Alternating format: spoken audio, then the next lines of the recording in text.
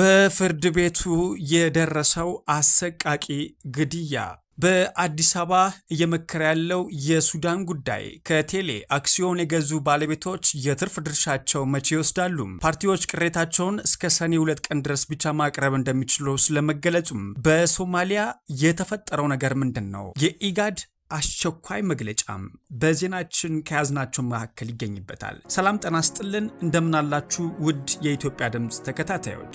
የኢትዮጵያ ድምፅ ለግንቦት 27 ቀን 2018 ዓ.ም ያዘጋጃቸውን ዜናዎች ከዚህ ሰዓት ጀምሮ ወደ እናንተ የሚያደርስ ይሆናል። ከዜናዎቻችን ጋርም አብራችሁ ትሆኑ ዘንድ በአክብሮት ጋብዘናል። ቀዳሚ ወዳደረግነው ዜናችን አልፈናል። የአዲስ አበባ አውቶቡሶች በቻይና ቴክኖሎጂ ወደ ተፈጥሮ ጋዝ እየተቀየሩ ነው። ኢትዮጵያ ከውጭ በሚገባ ነዳጅ ላይ ያላትን ጥገኝነት ለመቀነስና ለአካባቢ ጥበቃ ተስማሚ የትራንስፖርት ስርዓት ለመገንባት በሚታገዘው መጠነ ሰፊ ፕሮግራም በአዲስ አበባ የሚገኙ ከ2000 በላይ የህዝብ ማመላለሻ አውቶቡሶችን በ8 ወራት ውስጥ ወደ ተፈጥሮ ጋዝ ተሽከርካሪነት የመቀየር ስራ በይፋ ተጀምሯል። በቻይናው ሲኤል አፍሪካ ኢንዱስትሪያል ግሩፕ የሚመራው ይህ ፕሮጀክት ባለፈው ዓመት በጠቅላይ ሚኒስትር አብይ አህመድና በኩባንያው ሰብሳቢ መካከል የደረሰውን ስምምነት ተከትሎም የተጀመረም ሲሆን የመጀመሪያ ማሻሻያ ያደረገለት አውቶቡስ ግንቦት 4 ቀን የጎዳና ላይ ፍተሻውን በተሳካ ሁኔታ ማጠናቋል ነው የተባለው። የአሰራር ሁኔታዎችን ለማጥናትም ከ3 ወራት በላይ የወሰደው የቴክኒክ ቡድኑ የመንግስት ንብረት የሆኑ የሜርሴዴስ ቤንዝ አውቶቡሶች ጨምሮ ለመቀየር ዝግጅቱን ማጠናቋል። ይህ የሀገሪቱን የኃይል ሽግግር አጀንዳ የሚደግፈው ፕሮጀክት አሁን ላይ ወደ ሰፊ ትግበራ ምዕራፍ የተሸጋገረም ሲሆን በቀን በአማካይ 10 አውቶቡሶችን የመቀየር 5 የስራ ጣቢያዎች የ24 ሰዓት ሙሉ አገልግሎት ለመስጠት ተዘጋጅቷልም ተብሏል። የኢትዮ ቴሌኮም አክሲዮን የገዙ ባለቤቶች የትርፍ ድርሻቸው መቼ ይወስዳሉ? የኢትዮ ቴሌኮም ባለ አክሲዮኖች የትርፍ ድርሻና የሚከፈላቸው የትርፍ መጠን ኩባንያው የፋይናንስ ኦዲቱን አጠናቆ ጠቅላላ ጉባኤ ሲጠራ የትርፍ ድርሻቸው መጠንና የመክፈያ ጊዜው ይፋ ያደርጋል ተብሎ ይጠበቃል። ባለ አክሲዮኖቹ በተያዘው በጀት ዓመትም ከሐምሌ 1 እስከ ሰኔ 30 ካለው አጠቃላይ ትርፍም ተካፋይ እንደሚሆኑም በቅርቡ ተገልጿል። የኢትዮ ቴሌኮም ዋና ስራ አስፈጻሚ ፍሬሕይወት ታምሩ እንደገለጹትም የትርፍ ክፍሉ መጠን በቦርድና በጠቅላላ ጉባኤው በሚሰጠው አቅጣጫ መሰረት ይወሰናልም ብለዋል። ስራ አስፈጻሚዋ የሼር ሽያጩና ድልድሉ ከደረገ 1 ዓመታችን ነው በማለትም ባለ አክሲዮኖቹ በዚህ በጀት ዓመት አጠቃላይ አፈጻጸሙን በጋራ ከገመገሙ በኋላ የባለቤትነት መብታቸውን እንደሚጠቀሙ ማረጋግጠዋል። በዚህ ላይ ቴክቫ ኢትዮጵያ ተጨማሪ ማብራሪያ እንዲሰጠው የጠየቃቸው የኢትዮ ቴሌኮም ስራ ኃላፊም ኦዲቱ ከተጠናቀቀ በኋላ በሚኖረው የጠቅላላ ጉባኤ ወቅትም የእያንዳንዱ ባለ አክሲዮን የትርፍ መጠንም በግልጽ እንደሚነገራቸውና ክፍያውን በዚሁ መሰረት እንደሚፈጸም ገልጸዋል። ባለ አክሲዮኖች በተመለከተም አክሲዮን ከገዙ 47377 ኢትዮጵያውያን መካከልም 45000 ወይም 96 በመቶ የሚሆኑት መረጃቸውን አሟልተው የተረጋገጡ ባለድርሻ ሆነዋልም ብለዋል። መረጃ ያላሟሉ ቀሪ 1646 ገዢዎች መረጃቸው እንዲያስተካክሉም እድል የሚሰጥም ሲሆን ማሟላት ካልቻሉ ግን ያወጡት ገንዘብ ተመላሽ ይደረጋልም ብለዋል። እያንዳንዳቸው 300 ብር ዋጋ ያላቸው አክሲዮኖች እስከ የካቲት 7 ቀን 2017 ዓ.ም ድረስም ለ121 ቀናት ለሽያጭ ቀርበው 10.7 ሚሊዮን አክሲዮኖች መሸጣቸውና 3.2 ቢሊዮን ብር መሰብሰቡም የሚታወስ ነው። ፓርቲዎች በምርጫ ዙሪያ የሚያቀርቡትን ቅሬታ እስከ ሰኔ 2 ቀን ድረስ ብቻ እንደሚቀበል ቦርዱ ገለጸ። የኢትዮጵያ ብሔራዊ ምርጫ ቦርድ በትናንትናው ዕለት ማምሻውን በሰጠው ዕለታዊ መግለጫ እንደተናገረው በምርጫ ዙሪያ የሚቀርቡ ቅሬታዎች ሕጉ እስከ አስቀመጠው ቀነ ገደብ ድረስ እንደሚቀበልም ገልጿል። የቦርዱ ሰብሳቢ ሜላትወርቅ ኃይሉ እስካሁን ባለው ጊዜ ቦርዱ የቁጭ ሕዝብ ዲሞክራሲያዊ ፓርቲ ለቦርዱ ቅሬታውን ማስገባቱን ማረጋግጠዋል። ግንቦት 24 ቀን በደረገው 7ኛው ሀገራዊ ምርጫ በተመለከተ ምርጫው ተጭበርብሯል ተብሎ ለቀረበው የፓርቲ አቤቱታም በቦርዱ የህግ ክፍል የሚታይ መሆኑን ሰብሳቢያ በመግለጫቸው ጠቅሰዋል። ሰብሳቢዋ እንደገለጹትም ፓርቲዎች በምርጫው ዙሪያ ለሚያቀርቧቸው ቅሬታዎች በህግ እስከ ተቀመጠው ጊዜ ድረስ ቦርዱ የሚቀበል መሆኑን ገልጸዋል። ቅሬታዎቹ በህግ አግባብ መርምሮ የሚያጣራቸው መሆኑን የገለጹት ሰብሳቢዋ ፓርቲዎች የሚያቀርቧቸውን ቅሬታዎች በማጣራት አስፈላጊውን ውሳኔ ይሰጣል ብለዋል። ቦርዱ ባወጣው የጊዜ ሰሌዳ መሰረትም የቅሬታ ማቅረቢያ ቀነ ገደብ ሰኔ 2 ቀን 2018 ዓ.ም የሚያበቃ መሆኑን በማሳያው ገልጸዋል። ከዚህ ባለፈም የኢትዮጵያ ብሔራዊ ምርጫ ቦርድ ሰብሳቢ ሜላትወርቅ ኃይሉ በመግለጫቸው በአሁኑ ወቅት በሁሉም ምርጫ ጣቢያዎች የድምፅ ቆጠራ ሂደት መጠናቀቁና ውጤት መለጠፉንም ተናግረዋል። አያይዘውም ከምርጫ ጣቢያዎች የተሰበሰበውን የምርጫ መረጃዎች ወደ ምርጫ ክልል ሄዶ የመደመር ስራ እየተሰራ መገኘቱንም ጠቁመዋል። በሆለታ ፍርድ ቤት የደረሰው አሰቃቂ ግድያ ብዙዎችን አስደንግጧል።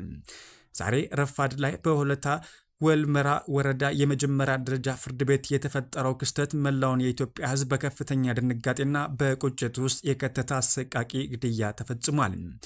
ፍትህን ፍለጋ በተሰበሰቡት የፍርድ ቤት አዳራሽ በሰው ሕይወት ላይ የተፈጸመው ግድያ የፍትህ ስርዓታችን ደህንነት ጥያቄ ውስጥም የከተተ ሆኖ አልፏል። የደረሰው መረጃ እንደሚያመለክተው ከሆነ በዕለቱ የቤተሰብ ክርክር ጉዳይ በመመልከት ላይ የነበረችው ዳኛ ወርቄ ፈንካሳም የፍርድ ውሳኔውን እያነበበች ባለችበት ውሳኔ ወቅትም ተከሳሹ በድንገት ባወጣው ሽጉጥ ዳኛዋን በጥይት በመምታት ሕይወታቸው ቀጥፏል። በዚሁ አጋጣሚ በችሎት ላይ በባለቤቷ ሲከራከሩ የነበሩት ባለቤታቸውን በተከሳሹ በተኮሰ ጥይት በተመሳሳይ ሁኔታ ሕይወታቸው አልፏል። ይህ አሳዛኝ ክስተት በዜጎች ዘንድ የት ነው ደህንነት ያለው የሚል ጥያቄን አጭሯል። አንድ ግለሰብ ታጥቆ ወደ ፍርድ ቤት አዳራሽ መግባት መቻሉም የፍርድ ቤታችን የጸጥታና የፍተሻ አሰራር ምን ያህል ደካማ እንደሆነ በአሳዛኝ ሁኔታ አሳይቷል። ሕግና ፍትህ ይከበርባቸዋል ተብለው የሚታመኑ የፍርድ ቤት አደባባዮች ላይ የጦር መሳሪያ ይዞ መግባት መቻሉም የፍርድ ቤቶችን የውስጥ ጥበቃና የፍተሻ ስርዓት በዋናነት መፈተሽ እንደሚገባም ግልጽ መልእክት አስተላልፏል። ዳኞችና የህግ ባለሙያዎች በስራ ገበታቸው ላይ ህይወታቸውን አሳልፈው መስጠት ካለባቸው የፍትህ ተቋማቱ ለሰራተኞቻቸውና ለባለጉዳዮች ምን ያህል አስተማማኝ ጥበቃ እየሰጡ ነው የሚለው ጥያቄ የዛሬው ቀን ትልቁ ሀሳቢ ጉዳይ ነው። ይህ ድርጊት የፍትህ ስርዓታችንን ታሪክ የዳሰሰ አሳዛኝ ክስተት ሆኖም የሚመዘገብ ሆኖ አልፏል። ጉዳዩ በማህበራዊ ሚዲያና በህግ ባለሙያዎች ዘንድ ከፍተኛ ቁጣና ድንጋጤን ቀስቅሷል። በስራ ገበታዋ ፍትህን ለማስፈን ስደክም የነበረችው ወጣት ዳኛ ወርቄ ፈንክሳ በግፍ መገደሏ የመላው የህግ ማህበረሰብን ልብ ሰብሮ አልፏል። በአዲስ አበባ ከተማ ወተትን ጨምሮ የባልትና ውጤቶችን ከባዕድ ነገሮች ጋር የመቀላቀል ተግባር በስፋት እየተስተዋለ ይገኛል ተባለ። በአዲስ አበባ ከተማ ወተት፣ ማር፣ ቅቤን ጨምሮ ሌሎች የባልትና ውጤቶችን ከባዕድ ነገሮች ጋር የመቀላቀል ድርጊት በስፋት እንደሚስተዋል የአዲስ አበባ ከተማ ምግብና መድኃኒት ባለስልጣን አሳውቋል። ይህም ለተረፍ ሲባል ውሃ፣ ኬሚካልና ሌሎች ያልተፈቀዱ ንጥረ ነገሮች ወደ ምግብ በመጨመር የምግብ ተፈጥሯዊ ይዘት መለወጥ መሆኑን አስረድተዋል። ይህ አይነቱ ተግባር የምግብ መመረዝ፣ የሆድና የአንጀት ህመሞችን፣ የጉበትና የኩላሊት ጉዳት እንደዚሁም የረጅም ጊዜ የጤና ችግሮች ሊያስከትል እንደሚችልም ተጠቁሟል። ባለስልጣኑ ይህንን ችግር ለመቆጣጠር መደበኛ ፍተሻ፣ የላቦራቶሪ ምርመራና የግንዛቤ ማስጨበጫ ስራዎች እየሰራ እንደሚገኝ አቶ እስጢፋኖስ ገልጸው በህግ ላይ የተመሰረቱ የህግ እርምጃዎች እያከናወነ እንደሚገኝም ተናግረዋል። በዓለም አቀፍ ደረጃ አዘጋጅነት በሱዳን ቀውስ በተመለከተ የተጠራው የ2 ቀናት ዲፕሎማሲያዊ ጉባኤ በአዲስ አበባ እየተካሄደ ይገኛል። ከወራቱ ውይይትና ከተወካዮች ስብጥር ጋር በተያያዘ ከተነሳው አለመግባባት በኋላም አዘጋጅ አካሉ የሱዳን ጦርን የሚደግፉ ቡድኖች ከተፈጥኖ ደራሽ ኃይሉ ጋር ግንኙነት ያለውን ታሲስ የተባለውን ስብስብ የሲቪል ተቃዋሚ ንቅናቄዎች በአንድ መድረክ ማሰባሰብ የቻለውን መድረክ በአዲስ አበባ ተጀምሯል። የዚህ የአዲስ አበባ ጉባኤ ዋና ዓላማም ቀጣይ ሀገራዊ ድርድሮች የማዘጋጀት ኃላፊነት የሚወስድና ሁሉን አቀፍ ለሆነ ሰላማዊ ሂደት ድልድይ ሆኖ የሚያገለግል የጋራ አዘጋጅ ኮሚቴ መፍጠር ነው ተብሏል። ይህ ስብሰባም ፖለቲካዊ ውይይት መሰረት ያደረገ እንጂ ወታደራዊ የተኩስ አቁም ድርድር አለመሆኑ ተገልጿል። ኮሚቴው ተቋቁሞ ተቀባይነት ያለው ውክልና ካላገኘም ጉባኤው ዘላቂ መዋቅራዊ ለውጥ እንዳመጣ ይቆጠራልም ተብሏል። ነገር ግን ያለ ተግባራዊ እርምጃ የጋራ መግለጫ ብቻ ከወጣም እንደ ቀደሙት ውጤት አልባ የሱዳን የሰላም ጥረቶች ሁሉ ሊቀር እንደሚችልም ተጠቁሟል። የጉባኤው ዋነኛ ተግዳሮት በጦር ሜዳ ያለው እውነታ ነው። የሱዳን ጦርም ሆነ ፈጥኖ ደራሽ ኃይሉ እውነተኛ ድርድር ለማድረግ የሚያስገድድ ወታደራዊ ድካም ውስጥ ያልገቡም ሲሆን አሁንም የውጭ ወታደራዊና የገንዘብ ድጋፍ እያገኙ ይገኛሉ። በአዲስ አበባ የሚገኙት የፖለቲካ ተወካዮችና በሱዳን ውስጥ ጦርነቱን የሚመሩት ጄኔራሎች የተለያየ ስትራቴጂካዊ ዓለም ውስጥ መሆናቸው ችግሩን ይበልጥ አወሳስቦታል ነው የተባለው። በሶማሊያ የተፈጠረው ነገር ምንድን ነው? የሶማሊያ መንግስት ኃይሎችና ከተቃዋሚዎች ጋር ግንኙነት ባላቸው ሚሊሻዎች መካከል በዋና ከተማዋ በሞቃዲሾ ትላንት ሌሊትና ዛሬ ጠዋት ግጭት ተቀስቅሷል። ይህ ግጭት በወቅቱ ፕሬዝዳንት ሐሰን ሼክ መሐመድ የታቀደው የስልጣን ጊዜ ማራዘሚያ በመቃወም ሊካሄድ የታቀደው ሰልፍ አንድ ቀን ቀደም ብሎ የተጀመረ ነው። የቀድሞው ጠቅላይ ሚኒስትር ሐሰን አሊ ካይሊ በኤክስ ገጻቸው ላይ ባወጡት መግለጫ መንግስት ኃይሎች በእነሱና በሌሎች ተቃዋሚ መሪዎች ላይ ወታደራዊ ጥቃት መፈጸማቸውን በመግለጽ መንግስቱ ላይ ክስ አቅርበዋል። መንግስት በበኩሉ ተቃዋሚዎች ጋር የተቆራኙ የታጠቁ ቡድኖች በህልውናቸው ወይም በተለያዩ ወረዳዎች ላይም ፖሊስ ጣቢያ ላይ ጥቃት መፈጸማቸውን አሳውቀዋል። መንግስት ይህንን ክስተት አውግዞ ምርመራ እንደሚያካሄድም ገልጿል። ነዋሪዎች መንገዶች እንደዘጉም፣ አየር ማረፊያው መዳረሻ እንደተቋረጠና በአንዳንድ አካባቢዎች የኤሌክትሪክ አገልግሎት እንደተቋረጠም ተናግረዋል።